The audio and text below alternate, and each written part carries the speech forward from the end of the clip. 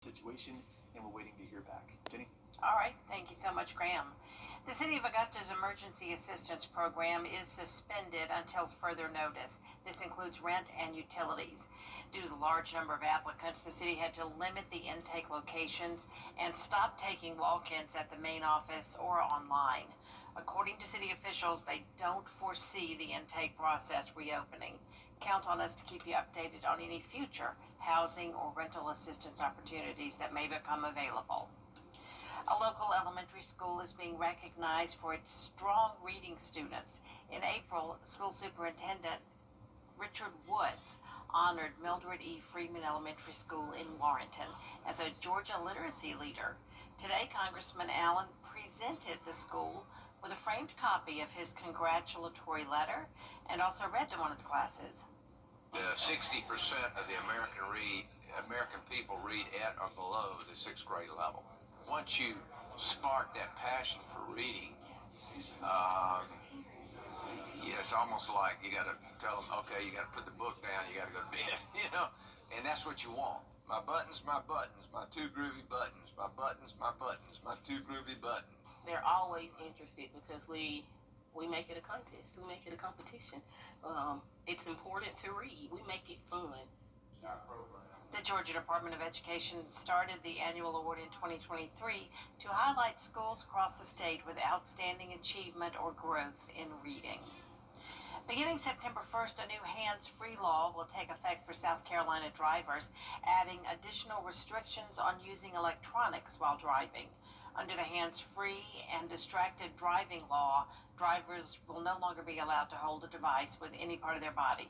It does not include Bluetooth earpieces. It will be against the law to read or type while driving, as well as watching a movie or being on a video call. Law enforcement will be ready to enforce the new law as soon as it takes effect. Last year in South Carolina, 67,000 tickets were written because they didn't have a seatbelt on. And guess what? 90% compliance with the seatbelt. So the 10% that don't use the seatbelt got 67,000 tickets. If they can see that little seatbelt, think they can't see this phone? They'll see it. Law enforcement will hand out warnings for the first 180 days. After that, violators will be fined and gain 2 points against their driving record. A new study shows South Carolina is the best in the nation when it comes to economic growth. The state GDP went up 1.7% this year, the best in the U.S. The survey shows that construction, real estate, and leasing were major factors in the growth. The State Department of Employment says this means more money in people's pockets. Our wage growth has typically been outpacing the national average. So it's not just that more stuff is happening, but it also means that there's more opportunities out there. There's still a lot of businesses that are hiring out there. There's more than 100,000 job openings statewide. Representative Brandon Newton says he hopes the General Assembly will reduce the state income tax in 2026, as well as make cuts in taxes for small businesses and reduce regulations. It's the first official day on the job for Dr. Melinda Cobb as the Richmond County School District's new superintendent. Cobb was selected to fill the position in a 6-4 vote Tuesday night. She has served as the interim superintendent for the past 8 months since Dr. Kenneth Bradshaw resigned last December. When we sat down and talked about what we wanted to do, we looked at the continuity of continually working with someone who not only knew our system, but was a member of our community. And Dr. Cobb, as you know, has been with our community from the very beginning. She is the prime example for our teachers, our families, and our students that you can start in the school system and work your way to the top. She started out. Dr. Cobb will be sworn in at a later date. Coming up, a major meeting of the minds. We'll have a preview of Vladimir Putin's visit to the U.S.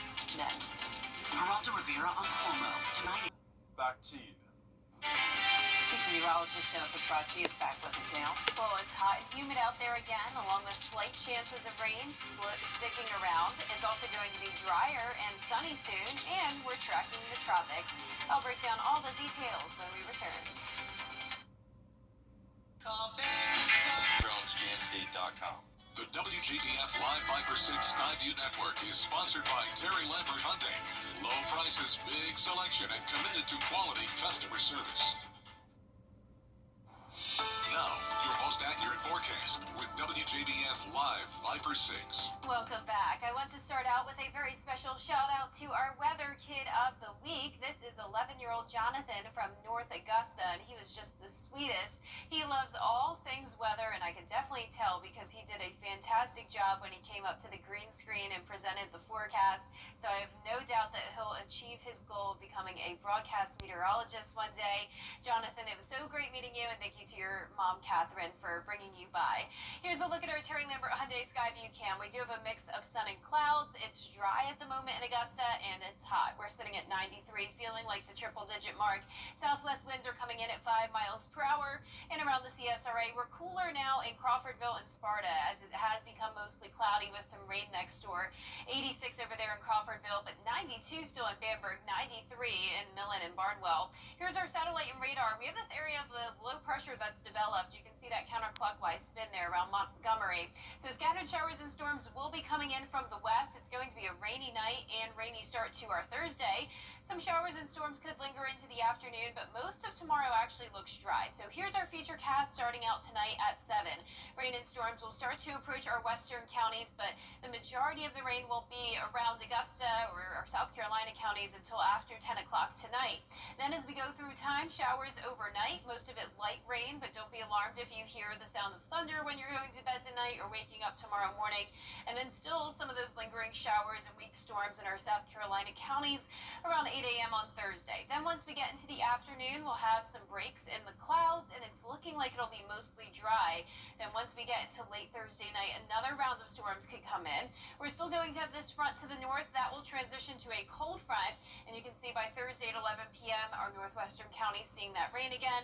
As this front gets closer to the area on Friday, we'll still keep that 30% chance of rain, and then same deal on Saturday. Now, all eyes have been on Tropical Storm Erin this week. Currently, winds are at 50 miles per hour. It's still expected to become a hurricane by Friday and then a major hurricane by Sunday. And good news for us, it's looking more and more certain that it will be taking that turn, but this could definitely be a problem for Bermuda, so we will be keeping an eye on that.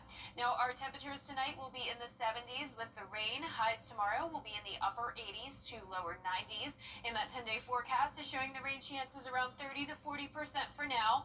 It'll be mostly sunny by Sunday, that cold front bringing in some drier air. Temperatures will stay hot in the low 90s with those slight rain chances next week as well. Now, congratulations to today's umbrella winners.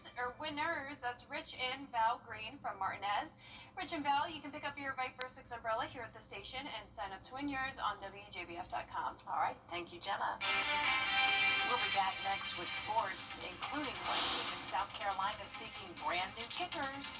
Hear more of the story with Gianna.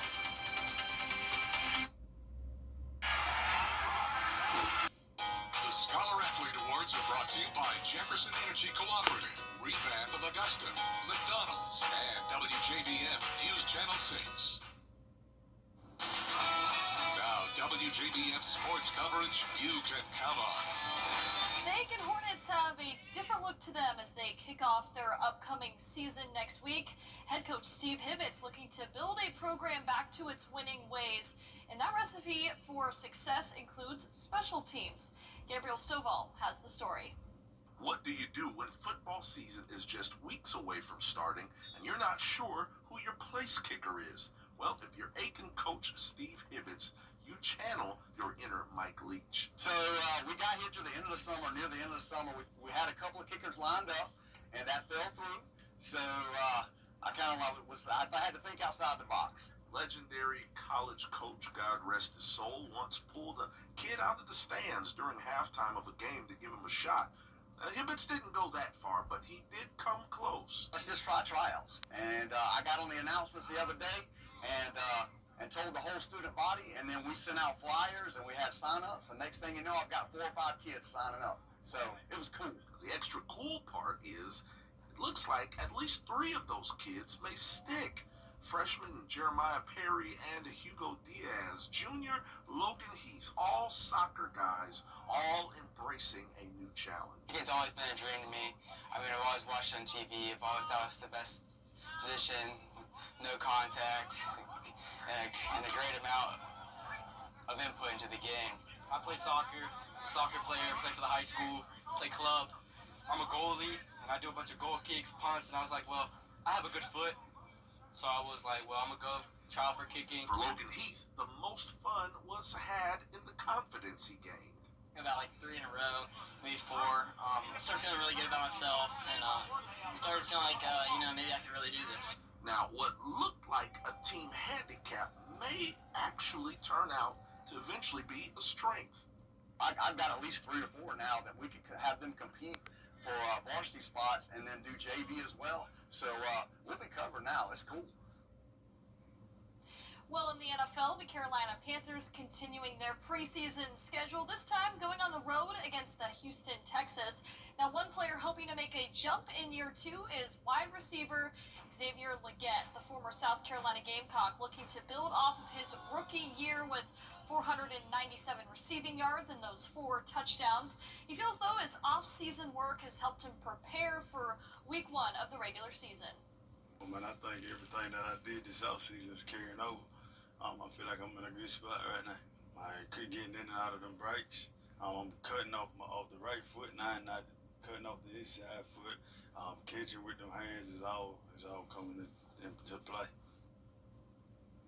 Now their second game of the preseason set for Saturday, 1 p.m., inching that much closer to the regular season.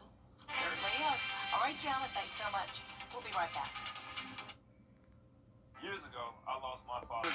That's just $51 per show. Learn more at thecenterofcc.com/Broadway. As the weather turns warmer, turn to Riverside Heating and Air Conditioning to be sure your AC unit is as ready for heat as you are. We service all brands of equipment, and we're proud to be an elite Tempstar dealer. At Riverside Heating and Air Conditioning, we offer free estimates, and we have great financing options with no interest and low monthly payments. And we even have second-look credit options for those with challenged credit. And just like Chili Willy, you have a license to chill. Stay comfortable inside with Riverside. Something about the morning makes you feel good now. You know that I love you. Good morning, Augusta. Our 10-day forecast is showing rain tomorrow morning with temperatures in the mid-70s, then heating up to 90. Most of the day will be dry, but storms could be here late at night. Then we're mostly dry and sunny Sunday through Tuesday. Researchers at Michigan State University are using dogs to sniff out a disease that threatens honeybees. Maple, an English Springer Spaniel, is a retired canine police dog. Now she's using her trained nose to detect a bacterial disease called American foul brood. Maple wears a protective suit, complete with a veil for her head and booties that are slipped over her paws in case she steps on a bee. Oh, glad she's staying safe. Yeah, and how interesting that they can pivot and teach those dogs something else. Really cool. That's our report for now. News Channel 6 continues at 7 o'clock right after World News Tonight. We'll see you again at 11. Good night.